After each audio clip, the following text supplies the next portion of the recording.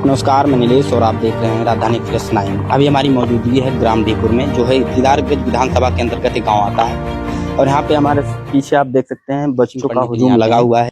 ये कोचिंग कोई प्राइवेट या पैसे देकर नहीं यहाँ पे कराया जाता है। यहाँ पे गांव के लोग एक संगठन बना के बच्चों को शिक्षित जागरूक कर रहे हैं और बहुजन महापुरुषों के अंदर डाल रहे हैं, जिससे ताकि देखा जा रहा है कि आजकल के जो बच्चे हैं गेम खेलने में लगातार उनकी टाइम जो जा रहा है, लगातार वो गेमों में छोटा सा प्रयास करके बच्चों को शिक्षित और जागरूक करने का एक बड़ा फैसला लिया गया है। तो हमारे साथ बैठे हुए हैं, तो हमारे साथ जो योगेश जी मौजूद हैं, जो बच्चों को लगातार पढ़ा रहे हैं और इनसे जानेंगे कि ये विचारधारा किसको देखकर इनके अंदर आई और जो अपने गांव में जो कर रहे हैं इसका। सबसे पहले योगेश जी, हमारे चैनल में आपका स्वागत है। जी भैया, आपका बहुत बहुत धन्यवाद। आप सभी भाई से जय भीम।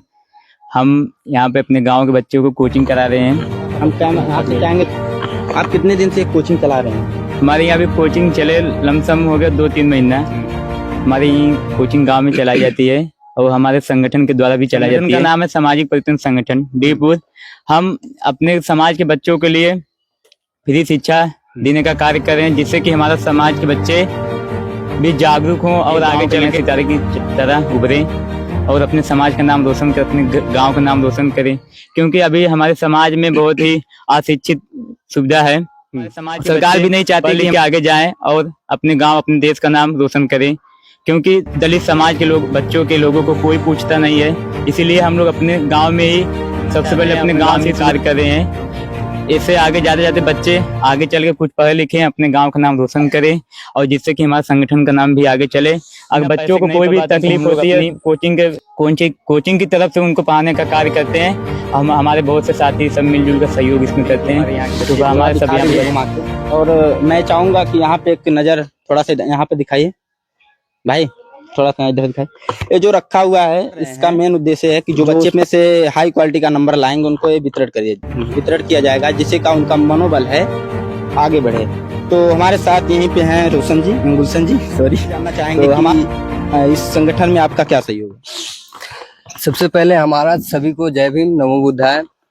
मैं इस सामाजिक परिवर्तन संगठन का संस्थापक। सबसे मैं पहले अपना सामाजिक परिवर्तन संगठन का परिचय बताता हूँ, हम किस बेस पे काम करते हैं। सामाजिक परिवर्तन संगठन एक ऐसा मंच है जो समाज में सकारात्मक है।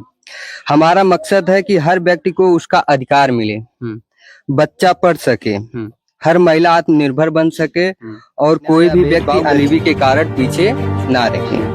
हम लोगों को जागरूक करते हैं, समस्याओं का हल खोजते हैं और नीतियों और योजनाओं का जमीनी स्तर से पहुंचाने का काम करते हैं। सिर्फ मेरा नहीं है, हर उस इंसान का है जो बदलाव लाना चाहता है, जो परिवर्तन लाना चाहता है। जय भीम, नमो बुद्धाय।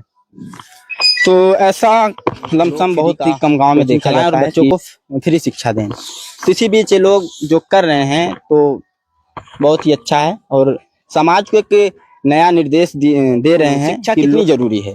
जहाँ पे SC ST OBC वाले बच्चों को पढ़ने से रोका जा रहा है, हम कहें कि जो आगे भी पढ़ रहे हैं, यूनिवर्सिटी में पढ़ना चाह रहे हैं, उनकी स्कॉलरशिप को भी रोक दलित पिछड़ा शोषित जो है, इनको अगर शिक्षा मिलेगी तो ये देश को बदल सकते हैं। तो यही बीच हमारे साथ हैं। अभी हम चाहेंगे कि योगेश जी अपने सवाल करें, जो कि हमें लगे कि कोचिंग में पढ़ा रहे हैं। तो हम चाहेंगे कुछ बच्चों को आप बुलाएं और उनसे हम सवाल करेंगे। और हाँ, तो कुछ अपने तैयार किया नोट करेंगे, कुछ नोट्स तैयार किए हैं, पूछेंगे। तो आप बुलाइए किसी को। छोटू क्या नाम है? आगे जाओ। नाम क्या नाम है? छोटू नाम। गाँव यही है ना? दीपुर। तो हम आपसे कुछ सवाल करेंगे, आप जवाब देंगे? हाँ। भारत की राजधानी कहाँ है? नई दिल्ली। भारत में राज्यों की संख्या कितनी? भारत का क्षेत्रफल कितना है? 22 लाख वर्ग किलोमीटर, 32 लाख वर्ग किलोमीटर। भारत कब आजाद हुआ? 15 अगस्त 1947। कि आप इस कोचिंग में पढ़ रहे हैं कितने दिन से? 3 महीना। 3 महीने से लगातार पढ़ रहे हैं। तो आपको क्या लगा कि पहले आपको कुछ लगा कि हमें आता है पढ़ने से, यहाँ कुछ आने लगा ना? हाँ, बहुत। तो ये अच्छा चल रहा है ना? हाँ। तो ये जो पढ़ा रहे हैं योगेश जी, कैसे व्यक्ति हैं? अच्छे। इनका स्वभाव अच्छा लगता है। हाँ। तो ऐसे ही सभी पढ़ते हैं यहाँ पे? हाँ। तो आप बड़ा होके क्या करना चाहते पढ़ लिख कर या डॉक्टर बनेंगे या हैं? नहीं, एक चीज बताइए, कंफर्म बताइए कि डॉक्टर बनेंगे। डॉक्टर। डॉक्टर बनेंगे। तो मरीजों का जो आपके पास पेशेंट आएंगे, मरीज आएंगे, आप उनका इलाज कैसे जैसे सरकारी डॉक्टर होते हैं, लापरवाही जानते हैं कि कोई मरीज आया उनके पास, उसको डांट कर भगा दिए, हमें इलाज नहीं करते, वो नहीं करते, ऐसे करेंगे आप? नहीं। अच्छे से करेंगे। हम चाहेंगे कि 2 बच्चों को और बुलाया जाए ताकि हम। नमन, क्या नाम है? आ जाओ। मेरा नाम नमन है। क्या नाम? घर कहाँ पे है? डेपुर। पापा का नाम? श्री राकेश कुमार। राकेश। तुम यहाँ पे कितने दिन से पढ़ रहे हो? 2 महीने से। 2 महीने से। अभी क्या अचीवमेंट किया आपने? अभी क्या क्या नहीं आता था जो यहाँ पे पढ़ने से आने लगा आपको? यही लासा मासा नहीं आता था तो भैया सिखा दिए सब कुछ। सब कुछ सिखा दिए। तो आगे क्या करना है लाइफ में? अभी कितने में पढ़ते हो आप? 8 में। 8 में। बाबा साहब को जानते हो? हाँ। कौन थे? वो हमारे देश को आजाद किए थे और दलितों का भगवान बने हैं। कैसे भगवान कैसे बनते हैं? जैसे यहाँ पर पानी नहीं पीने का दिया। शिक्षा की देवी कौन है? माता सावित्रीबाई फूले। माता सावित्रीबाई फूले। और कांसीराम साहब को जानते हो? हाँ। ये जो संगठन है किया था कांसीराम सामने। बहुत अच्छा। चलिए बैठो। हम चाहेंगे कोचिंग का, आपने देखा कि बच्चे किस तरीके से बता रहे हैं सवालों को। अभी हम कुछ बच्चियां भी हैं, उनको बुलाएंगे। तो हम जानते नहीं, आप किसी को। साक्षी खड़ी हो जाओ, आगे आ जाओ, थोड़ा सा आ जाओ फटाक से। तुमको ना डर। क्या नाम आपका? साक्षी। आगे आ जाओ। साक्षी नाम है। घर कहाँ पे है? डीपुर। तुम नर्वस क्यों हो रही हो? एकदम डर लग रहा है? मैं बंदूक लेके थोड़ी खड़ा हूँ, धमका रहा हूँ। हम तो सवाल करें, बात करें, जैसे नॉर्मल बात करते हैं। योगेश भैया से कैसे बात करती हो? जैसे योगेश भैया वैसे हम भी है ना, तो फिर डर कहाँ रही हो? साक्षी नाम है। हाँ। कितने दिन से पढ़ रही हो? 2 महीने से। 2 महीने से। काफी हताश और नर्वस लग रही है। इसकी आंखों में आंसू आ गए। हम इससे सवाल नहीं करेंगे, बैठ जाओ। तो देखिए किस तरीके से बच्चों में अभी वो कॉन्फिडेंस नहीं है जो होना चाहिए, वो धीरे धीरे होगा। जाहिर सी बात है, अभी तो करेंगे। और बात एक लोग को और हम बुलाना चाहेंगे, आप जिसे चाहेंगे आ जाओ। डर लग रहा है? नहीं लग रहा? तब आओ। नाम क्या है? योगिता। योगिता। पापा का नाम बताओ। श्री गौतम भारती।